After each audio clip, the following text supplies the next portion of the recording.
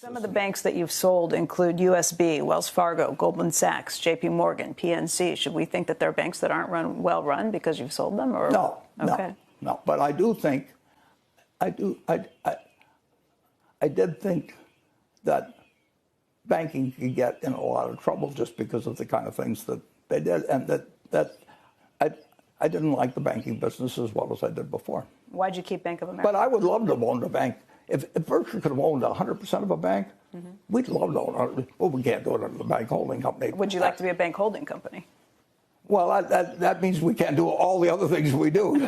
So we got taken out of that in 1970. We had just bought a bank in 1969, and we had to get rid of it in 10 years. And there's, I don't argue against regulation of banks, believe me.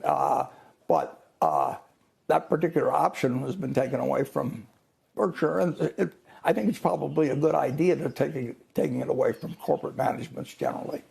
Why'd you keep Bank of America? Pardon me? Why did you keep Bank of America? Well, they invited, I invited myself in many years earlier, and they made a very decent deal for us, and I like Brian Moynihan enormously, and I just don't want to sell it. But I did sell banks that we'd owned for 25 or 30 years, and if they asked me why I did it, I told them. But and I like the people.